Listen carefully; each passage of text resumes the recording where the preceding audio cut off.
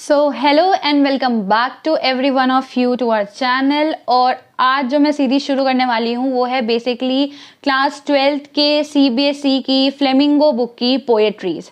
ठीक है, पोएट्री की 6 पोएट्री हैं आपके सिलेबस में और वो उनको मैं हर एक वीडियो में कवर करूँगी। बेसिकली आपको 6 वीडियोस प्रोवाइड करूँगी यहाँ पे।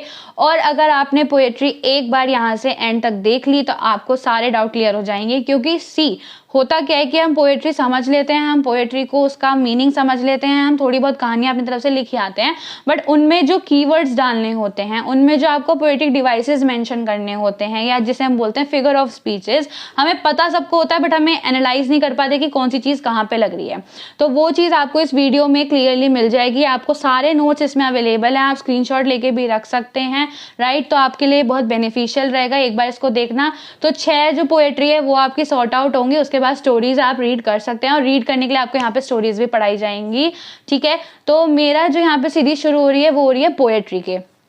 ठीक है, आपकी पोएट्री में पहला टॉपिक है माई मदर एट 66। आपकी बुक में ही होगा ये चीज़। ठीक है, आपको इसका हिंदी वर्जन भी मिल जाएगा, हिंदी की सब चीज़ों की डाउनलोडेड यहाँ पे होती हैं, उसका लिंक भी दे देंगे।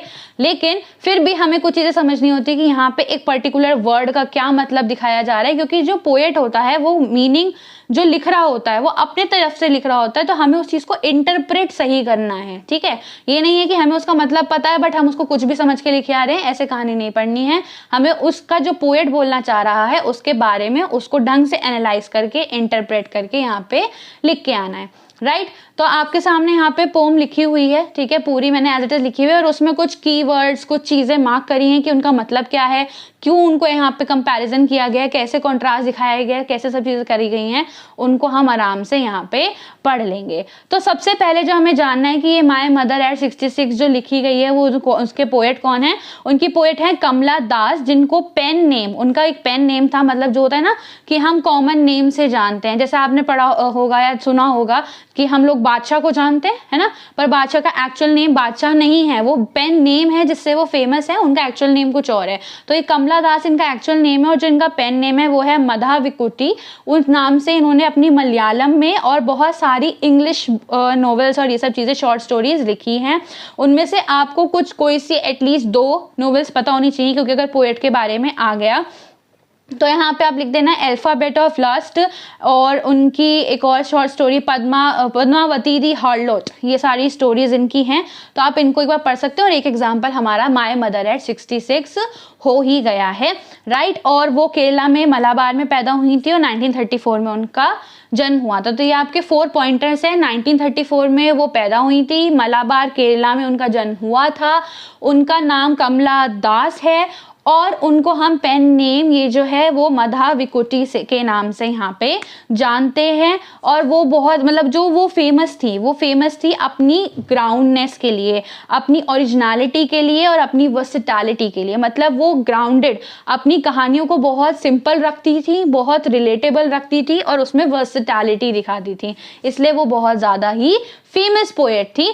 तो इसलिए इनके बारे में हमें इन्फॉर्मेशन पता लग गई है। ठीक है, इनके आपको 2 कोई से भी वर्क याद रखने हैं, उस चीज़ का ध्यान रखना। स्क्रीन पे आपको दिख ही रहा है तो आप उसका स्क्रीनशॉट ले लो या उसको कॉपी में नोट डाउन कर लो, वो आपकी मर्जी है। अब हम चलते हैं पोम पे। पोम में है driving from my parents home to Cochin last Friday morning I saw my mother beside me, right. तो यहाँ पे जो ये पोएट हैं ये बता रही हैं कि जब ये अपने पेरेंट्स के घर से कोचिंग जा रही थी, कब जा रही थी, लास्ट फ्राइडे मॉर्निंग। तो ध्यान रखना ये आपका टिक द करेक्ट ऑप्शन में आ जाएगा, लाइक एमसीक्यू में, कि कहाँ से आ रही थी, वो अपने पेरेंट्स के होम से कोचिन आ रही थी। ठीक है, जा रही थी मतलब, और वो कब जा रही थी, लास्ट फ्राइडे मॉर्निंग। ठीक है, सो ये 1 पॉइंटर हो गया।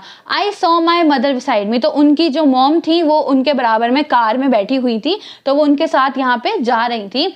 Dose open mouthed her fascination like that. ठीक है, यहाँ पे डोज का जो मीनिंग है आप लोग आराम से समझ सकते हैं। डोज का मतलब होता है स्लीपी लाइटली, मतलब जैसे ऐसे झटके लगते हैं हमें सोते सोते, तो वो ऐसे ही थी और उनका माउथ हल्का सा ओपन है। जैसे हम होता है ना, कई बार सोते तो हमारा माउथ ओपन रहता है, हम झटके लेने लगते हैं, तो वो कार में ऐसे झटके ले रही थी। तो जब उन्होंने अपनी मदर को ऐसे झटके लेते हुए देखा, बैठे बैठे मतलब कार में ऐसे, तो शी रियलाइज्ड कि उनको क्या लगा, जैसे she is like a cops, right. यहाँ पे जो टर्म लाइक है वो लाइक है यहाँ पे। अब मैं साथ साथ आपको फिगर ऑफ स्पीच भी बता रही हूँ कि अगर आपके पास ये वर्ड आ गया कि इसमें फिगर ऑफ स्पीच बताओ या पोएटिक डिवाइस बताओ तो आप कैसे लिखोगे। पोएटिक डिवाइस कौन सा होगा यहाँ पे, लाइक। जैसे मैंने यहाँ पे कौन सा डिवाइस यूज हुआ है, पोएटिक डिवाइस सिमिली। तो अगर आपको मैं यहाँ पे दिखाऊं, ये लिख रखा मैंने, ठीक है, ये सिमिली है, तो ये क्या हो गया, लाइक टर्म। यहाँ पे उन्होंने क्या किया है, अपनी मदर को कंपैरिजन किया है एज अ कॉर्प्स। कॉर्प्स क्या होता है, डेड बॉडी, राइट। तो अब हुआ क्या कि सिमिली का मतलब क्या होता है कि हम किसी भी दो डिफरेंट चीजों का कंपैरिजन कर रहे हैं, राइट। तो यहाँ पे इन्होंने अपनी मदर का, जो वो ऐसे झटके ले रही थी, बिल्कुल लेथार्जिक, बिल्कुल ऐसे जैसे डेड हो, तो उन्होंने कंपैरिजन किया कि वो ऐसा लग रही थी जैसे डेड बॉडी हो। And realised with pain that she thought away and looked but soon put that away, ठीक है। और उस समय उनको क्या रियलाइज हुआ, she was feeling very bad, she was feeling like कि उनको, मतलब उनकी जो मदर है, she is approaching towards death.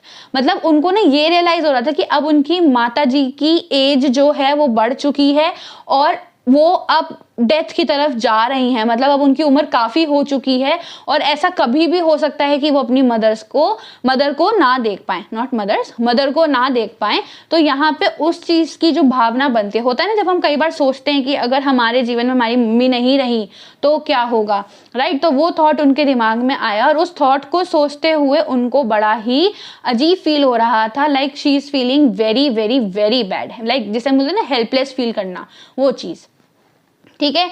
और पर होता क्या है कि जब हम लोग उस चीज को सोच लेते तो फिर हम कहते हैं अरे नहीं नहीं नहीं, हमें इस चीज को नहीं सोचना।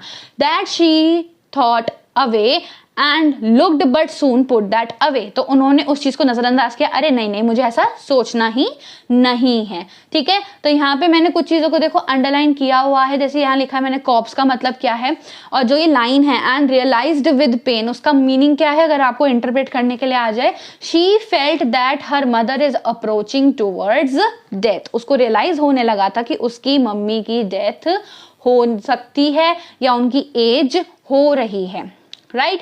पुट दैट थॉट अवे, उन्होंने उसको साइड कर दिया। And looked out at young trees sprinting the merry children spilling. यहाँ पे इसका मतलब क्या है, यहाँ पे कहीं ना कहीं उन्होंने कॉन्ट्रास्ट दिखाया।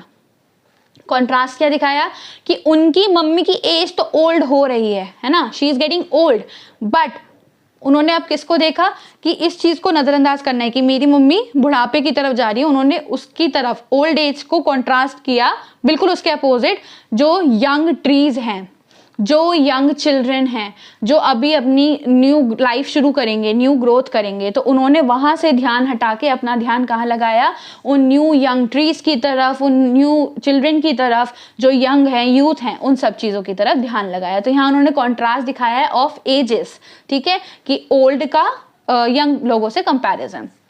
Trees sprinting the merry children spilling. अब यहाँ पे मैंने इसको बहुत अच्छे से कीवर्ड लिख दिए हैं, so you can mention it, ठीक है, लाइफ, ग्रोथ, और यहाँ पे इसका मतलब है यूथ, ठीक है। तो यंग ट्रीज स्प्रिंटिंग द मेरी, इन सब चीजों को यहाँ पे सिंबॉलिक किया गया है कि ये क्या दर्शाता है, ये जो लाइन है ये दर्शा रही है हमारा यूथ, हमारा लाइफ, हमारी ग्रोथ, राइट, जो हम यंग चीज अपनी यंग लाइफ में उस चीज को सीखते हैं। तो ये कॉन्ट्रास्ट था, तो ध्यान रखना, पहले हमने पढ़ा एक जगह पे लाइक आया, वो सिमिली था, फिर एक जगह पे अभी हमने कॉन्ट्रास्ट पढ़ा। ये फिगर ऑफ स्पीचेस भी हो गए। Out of their homes but after the airport security check. अब जैसे होगा कि हम लोग जैसे कहीं भी जाते हैं, ट्रेन में जा रहे हैं, तो ऐसी वो एयरपोर्ट पे जब जा रही थी तो हमारे घर वाले बाय करने आते हैं, सी ऑफ करने आते हैं, वैसे उसकी मम्मी भी आई हुई थी, वो सी ऑफ करने आई हुई थी वहां पे, और बहुत मतलब कितनी दूरी पे खड़ी थी, a few yards, so this will be the pointer, ठीक है। MCQ का मतलब हो जाएगा यहाँ पे जो आपको दे देंगे कि ये कितने दूर खड़ी थी, कहाँ खड़ी थी, कितने बजे वो निकली थी, कौन से टाइम पे निकली, जैसे लास्ट फ्राइडे मॉर्निंग निकली थी, कहाँ से कहाँ निकली थी, ये वाली चीज हमने पढ़ी। और जो उन्होंने कॉन्ट्रास्ट दिखाया वो किसके बीच में दिखाया, अपनी ओल्ड मॉम के और ट्रीज के और जो यंग बच्चे थे, ठीक है। तो सिक्योरिटी चेक जब सब हो गया तो उन्होंने पीछे मुड़ के अपनी मम्मी की तरफ देखा, तो उनको दोबारा क्या लगा, अब उनको अपनी मम्मी बिल्कुल ऐसी दिखी जैसे विंटर्स मून। जब भी हम विंटर की बात करते हैं तो विंटर का मतलब सिंबॉलिक होता है डेथ, मतलब कोई ऐसी चीज जो बिल्कुल नेगेटिविटी फैला रही हो, नेगेटिविटी, बिल्कुल डलनेस, बिल्कुल डेथ, एंड हो गया लाइफ का, वो सब चीजें, राइट। फिर moon and felt that old familiar एक माई चिल्ड्रंस फेयर, राइट। तो अब उसने यहाँ पे इस चीज को कंपैरिजन किया कि जब उन्होंने अपनी माँ को देखा टर्न होके, तो उनको ऐसा रियलाइज हुआ कि जैसे बचपन में उनका एक डर होता था ना, जैसे हम होता है बचपन में डर जाते हैं कि अगर हमारी मम्मी को कुछ हो गया तो हमें क्या होगा, हम कैसे रहेंगे उनके बिना, है ना। तो जो उनका वो बचपन का डर था ना, वो कहीं ना कहीं उन्हें याद आ रहा था कि क्या वो दोबारा उन्हें देख पाएंगी, क्या वो अगली बार जब आएंगी तो वैसे ही मिल पाएंगी, या हो सकता है उनके लास्ट अगली बार आने से पहले उनकी मम्मी रहें ना रहें। मतलब काइंड ऑफ वो फियर होता है ना, जब हम अपने पेरेंट्स को छोड़ते हैं तो हम लोगों को एक सेपरेशन का डर होता है कि है ना, हम लोग पता नहीं मिल पाएंगे नहीं मिल पाएंगे, दैट्स द पॉइंट।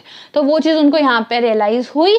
तो विंटर्स मून, यहाँ पे इन्होंने अब ध्यान रखना, विंटर्स मून ये भी सिमिली है, जैसे हमने सिमिली पढ़ा था लाइक, तो वहां पर उन्होंने बोला था जैसे हमारी उनकी मम्मी कैसी लग रही थी, जैसे कॉप्स, डेड बॉडी की तरह। और अब उन्होंने बोला उनकी मम्मी का फेस कैसा लग रहा था, जैसे कि विंटर्स मून। तो ये भी एक सिमिली हो गई, दो डिफरेंट चीजों का कंपैरिजन किया गया है, right.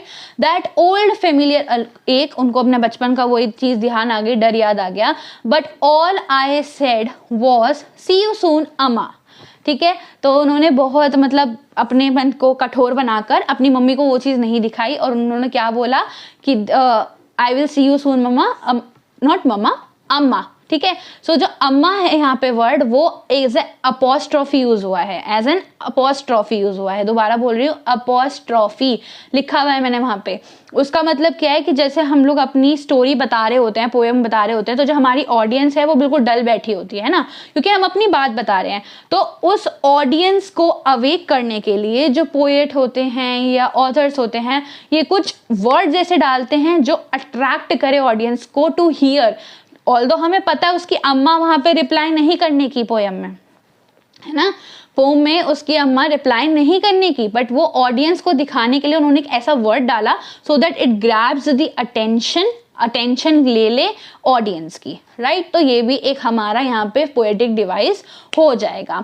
But all I said was see you soon amma, all I do was smile and smile and smile. तो उन्होंने अपनी मदर को ये नहीं दिखाया कि उनके मन में क्या चल रहा है, क्या डर चल रहा है, कैसा वो फील कर रही हैं। ऑल्दो उनके इमोशंस बाहर आ रहे थे अपनी मम्मी की तरफ, अपनी चीज को दिखाना चाहती थी, still she behaved act like a brave girl, she acted like she is very strong. तो उन्होंने स्ट्रॉन्ग दिखाने के लिए हल्का सा स्माइल किया और उन्होंने अपनी मम्मी को सी ऑफ कर दिया, मतलब बाय करके, और वो चली गई, राइट।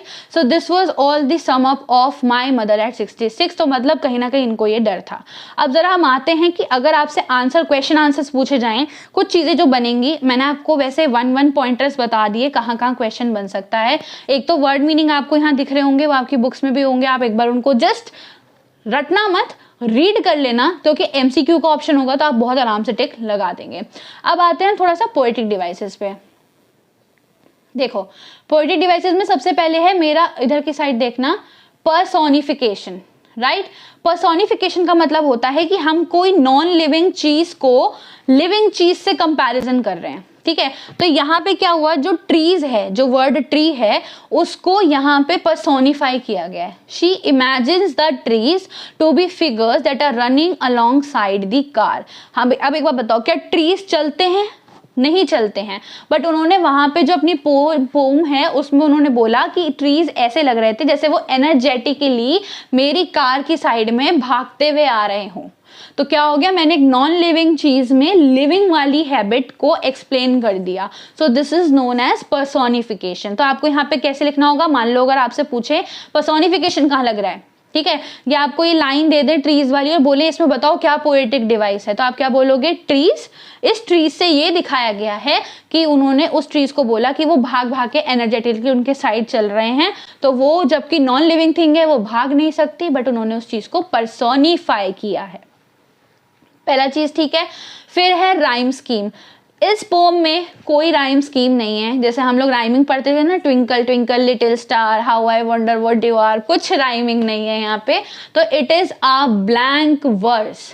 अगर पूछे व्हाट इज द, अगर पोएटिक डिवाइस में आपको लिखना हो तो आप बोलोगे rhyme scheme, there is no rhyme scheme. यहाँ पे it is a blank verse, बिल्कुल फ्लैट है ये, मतलब यहाँ कोई टोन नहीं है, कुछ यहाँ पे रिदम नहीं है, सिंपल ये पोम लिख दी गई है as an story kind of.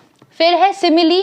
Simile मैंने आपको डिस्कस कर लिया था कि कोई दो डिफरेंट चीज़ों को जब हम कंपैरिजन करते हैं that is known as simile.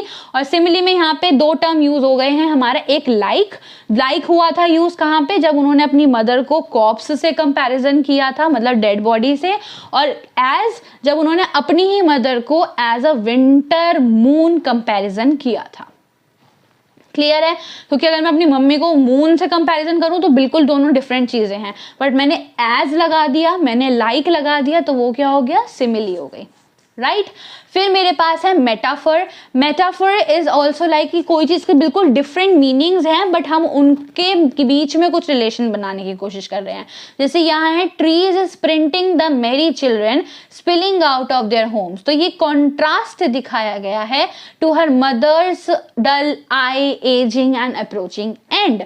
क्यों? क्योंकि यहाँ पे एक बात बताओ, क्या हम बच्चे को बुढ़ापे से कंपैरिजन कर सकते हैं?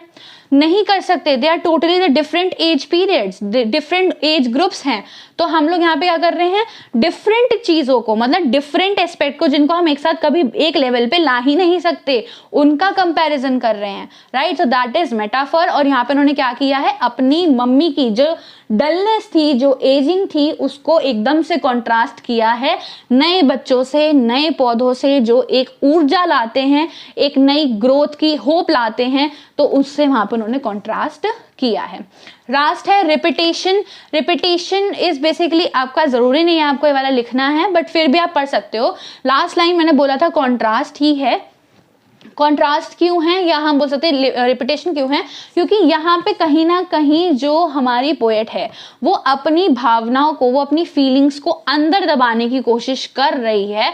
वो ये चाह रही है कि अंदर अंदर रहे और वो दिखाना नहीं चाह रही कि वो कैसा फील कर रही है। वो अपनी मदर के सामने वो उसने डल फील किया, उसके अंदर एक वो बचपन का डर है कि मेरी मम्मी कहीं ना चली जाए, या मेरी मम्मी को मैं अगली बार मिल पाऊंगी नहीं मिल पाऊंगी। Still she is smiling and she is showing कि वो ठीक है और वो आगे मिलेंगी, और वो उसको हंस के बोलती है कि मैं आपको मिलूंगी जरूर, और मैं अगली बार आपको आऊंगी, मिलूंगी, और वैसे ही रहूंगी जैसा आप हमेशा रहती हैं, राइट। तो ये एक समअप था। यहाँ पे मैंने आपको पोएटिक डिवाइसेस बता दिए। अब एक चीज आपको नीचे दिख रही होगी, मैंने लिखा है सेंट्रल आइडिया और थीम्स। ये मैंने इसलिए लिखा है क्योंकि आप लिखने का तरीका भूल जाते हैं, ठीक है। तो जैसे अगर थीम की बात करूं तो इस जो पोम की थीम है वो है ageing which is the law of nature. हमारा बुढ़ापे में जाना, हमारी एज का बढ़ना हमारे हाथ में नहीं है। It is the law of nature. Nature है, हमें बढ़ना ही है, हमारी उम्र बढ़ेगी ही, लेकिन उसमें हेल्पलेसनेस फील करना, उसमें एस्पायरेशंस रखना यंग जनरेशन की, और portray different stages of life. तो एग्जैक्टली ये अगर आप इतना लिख कर हेडिंग्स में और इसको पोम से रिलेट करके आप यहाँ पे लिखे होगे, तो आपके थीम का जो क्वेश्चन आएगा उसमें आपके नंबर कहीं नहीं कटेंगे, ठीक है। क्योंकि पोम में हमारे क्वेश्चंस कैसे बनते हैं, एमसीक्यू, वर्ड मीनिंग्स हो गए, छोटी छोटी चीजें हो गई पोम्स की जो हमने मेंशन कर दी। तीसरी चीज, हमारे पोएटिक डिवाइसेस पूछे जाते हैं, जो मैंने आपको सारे इधर कॉर्नर में दे रखे हैं, ठीक है। आपके लिए इधर होंगे जब भी देख लेना, ठीक है, स्क्रीन पे। और फिर सेंट्रल आइडिया मैंने लिख दिया है। सेंट्रल आइडिया क्या था कि चाइल्डहुड फियर था और उसकी आंखें भर आती हैं, नम हो जाती हैं, वो she is feeling disturbed about कि उसकी मम्मी की एज हो रही है, शी विल बी सेपरेटेड, ये वो सब चीजें, ठीक है। और थीम में जो हमें कीवर्ड लिखना होता है that is ageing which is the law of nature.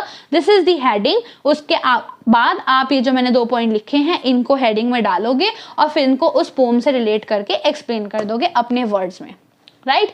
Words हम अपने लिख सकते हैं, कोई इशू नहीं है, पर हमें जो हेडिंग डालनी होती है वो टू द पॉइंट डालनी होती है कि जो एग्जामिनर है वो देखे और वो सीधा बोले अच्छा हाँ इसने पॉइंट डाला है, टिक, दैट्स इट। तो हमें हार्ड वर्क के साथ स्मार्ट वर्क भी करना है। तो आप एक बार इस वीडियो को दोबारा देख लेना, अगर आपको कहीं पे भी डाउट है आप मेंशन कर देना, ठीक है। इससे ज़्यादा इस पोम में रिक्वायरमेंट नहीं है। अब हम मिलेंगे नेक्स्ट वीडियो में, वो भी पोएट्री 2 के साथ। Till then stay healthy, stay calm, पढ़ाई करो, अपना पूरा सॉल्व करो। कोई डाउट आता है कमेंट सेक्शन में डाल दो, और इसका स्क्रीनशॉट लेके आप सेव कर लो और इसको अच्छे से नोट्स बना के पढ़ लो। इसके बाहर पोएट्री के हिसाब से क्वेश्चंस नहीं बनेंगे। अगर आपको ये चीज़ें आती हैं you will be writing the answer और अपने वर्ड्स में आप एक्सप्लेन कर आओगे। So till then all the best and subscribe our channel for more updated videos. Thank you.